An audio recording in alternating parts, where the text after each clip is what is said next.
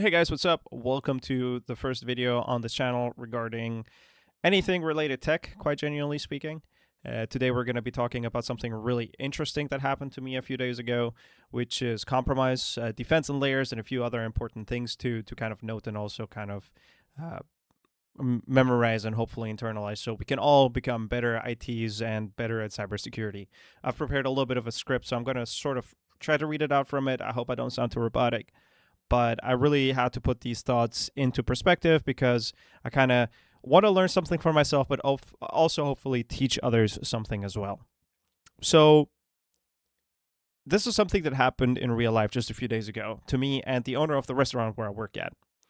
Just for quick context, I'm in the process of leaving my position there for an internship opportunity that I have in IT and cybersecurity.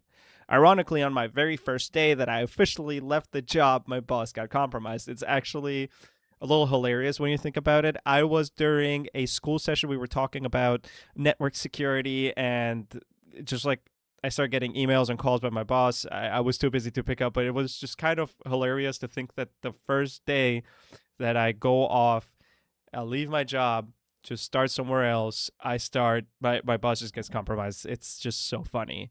And so, how did this happen?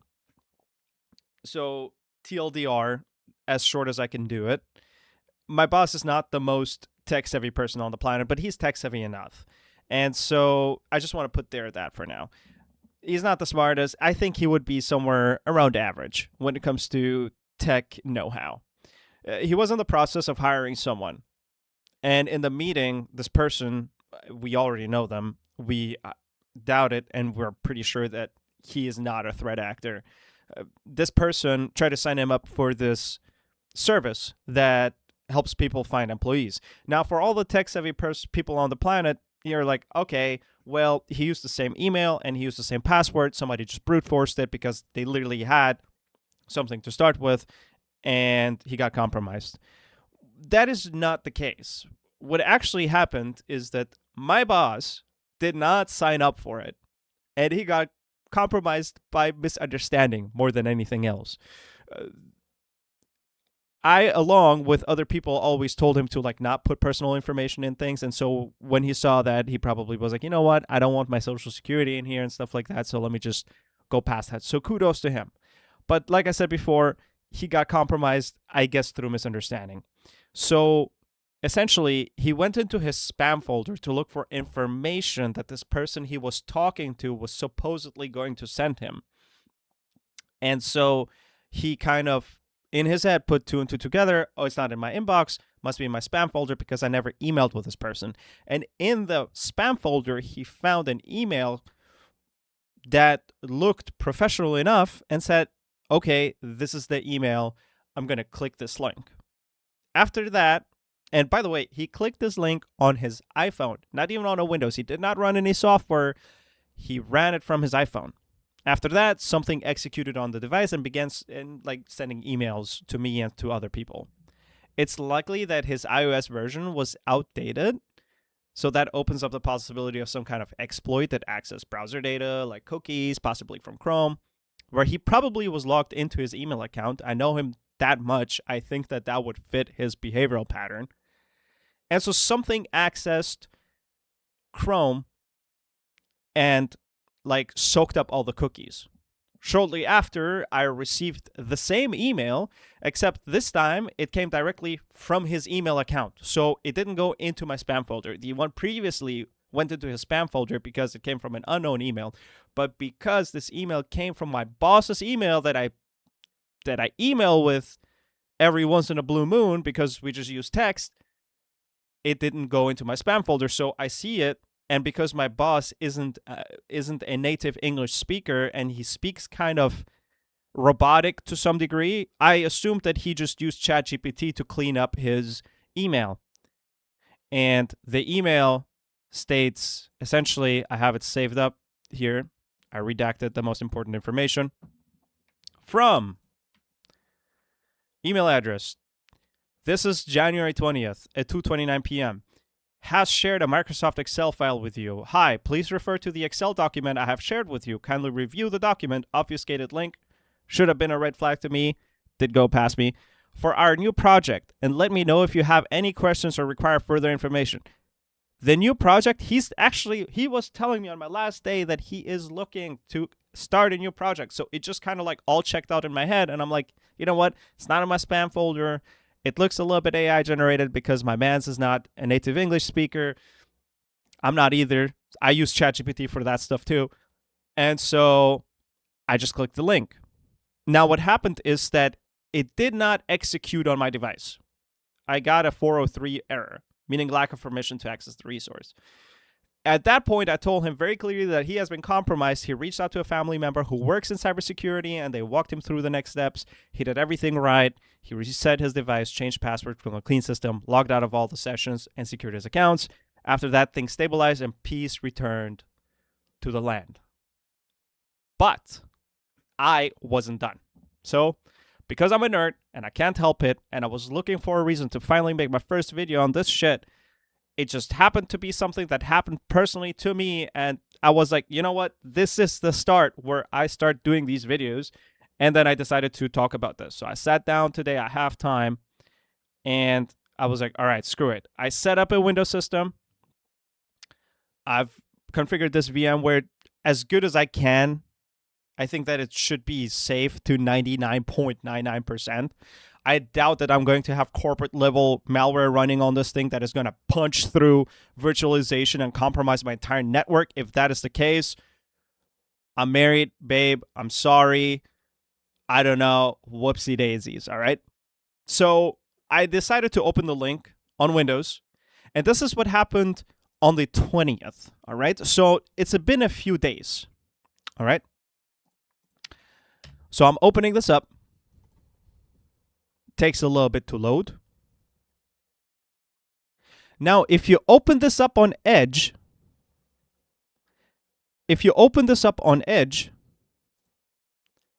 Edge is going to literally not let you on the website. However, Firefox does, which is W to Edge, all right?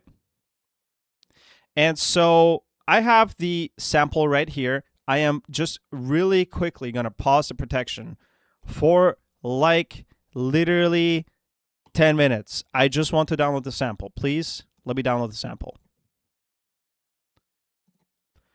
Just want to freeze frame for a second for anybody wondering. I did redo this step because I explicitly told ESET to ignore the thread a couple times. So it wasn't a fair shot to ESET when I tested it. So I did redo this step, and I will get into that as well. So don't worry about it. Let me dismiss.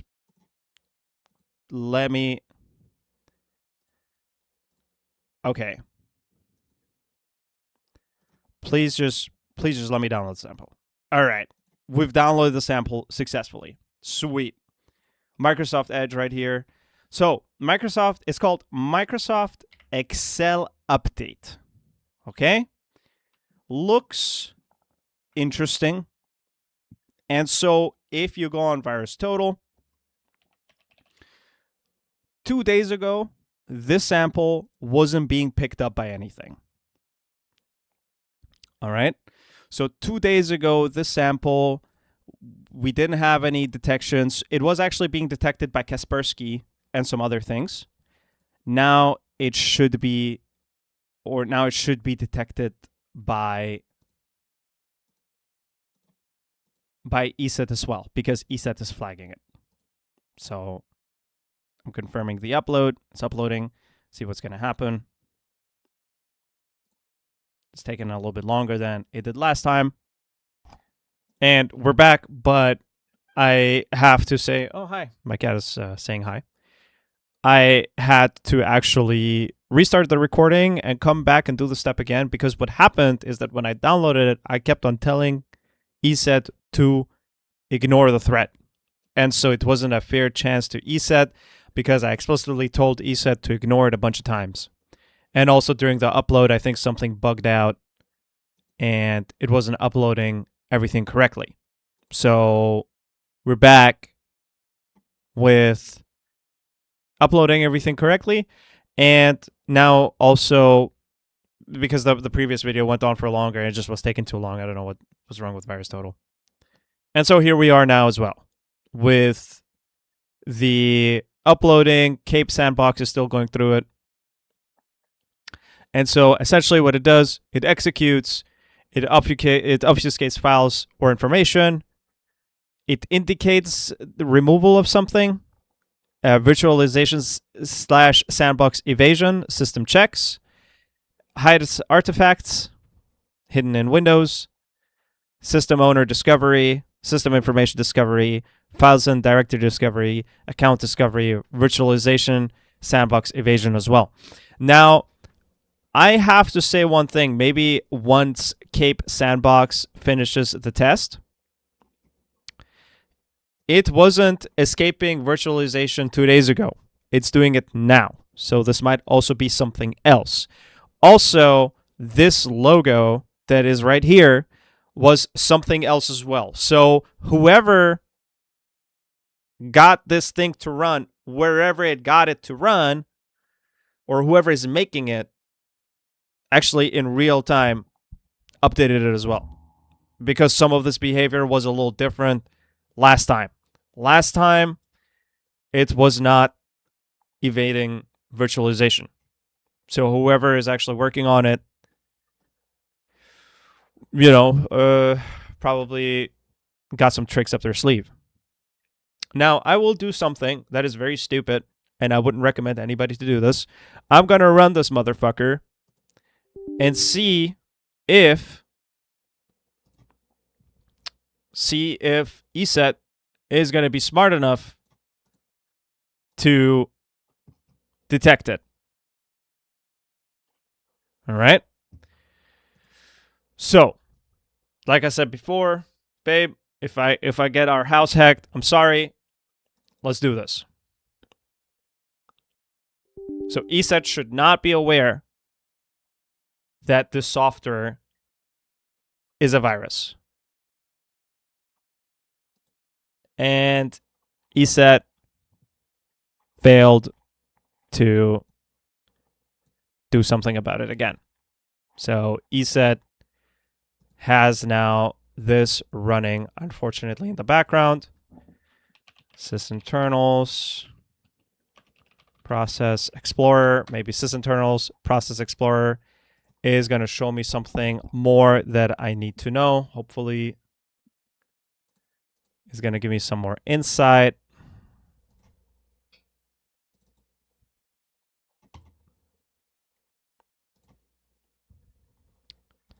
And so I'm going to go on ESET really quick, and I'm going to go to Tools because it has network connections. So it knows that it's running, and it's receiving a lot. It's sending very little. It's probably done sending whatever it needs to send. It's probably also evading certain functions because it knows it's in a VM. So that is another thing. And it doesn't show up in Process Explorer. It cannot access it. It says remote access.exe, error opening process. So it is relatively show TCP connection. So it's reaching out to this folder, to this whatever.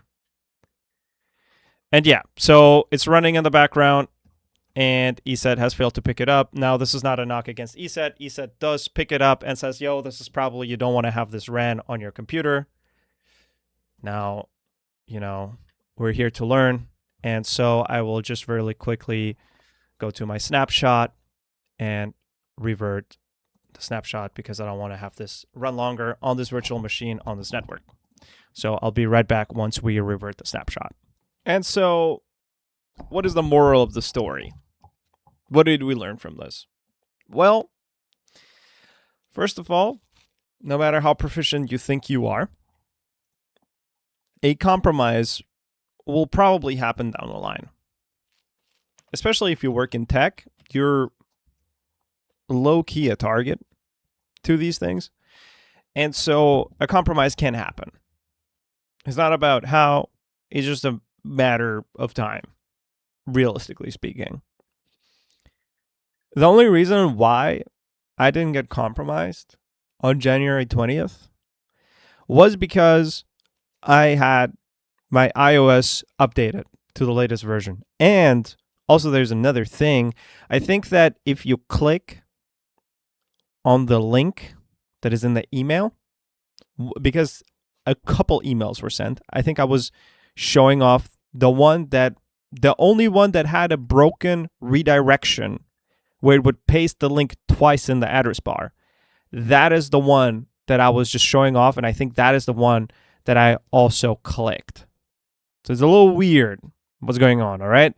So I probably also did not get compromised through sheer luck as well. Scary stuff when you think about it.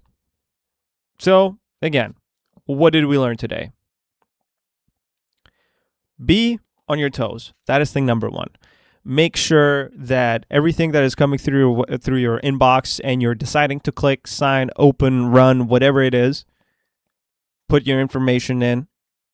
Make sure that it is coming from a trusted source. If you're unsure about something, ask.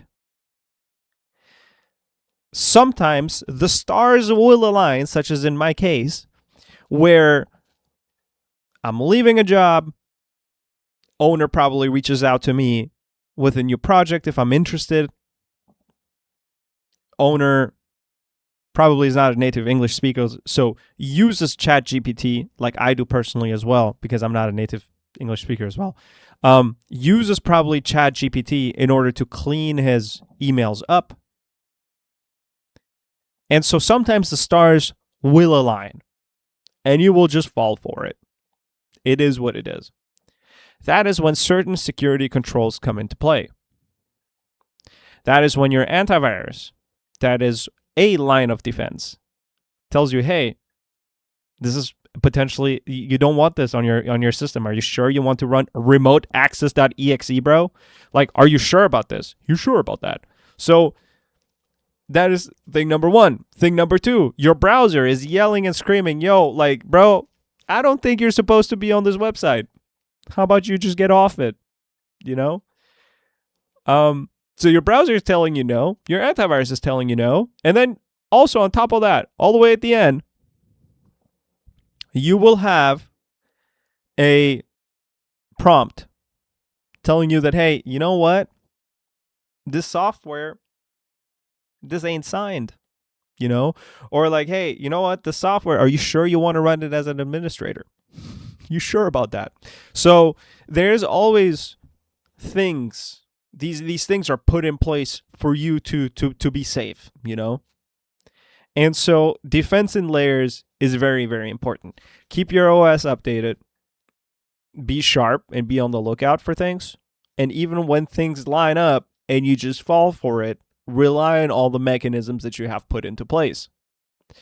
One thing that I always recommend people is that if you have the chance to, if you can, never have all important things running or logged in, like your emails or all your data that is like important, that is SPII data, like sensitive personal identifiable information.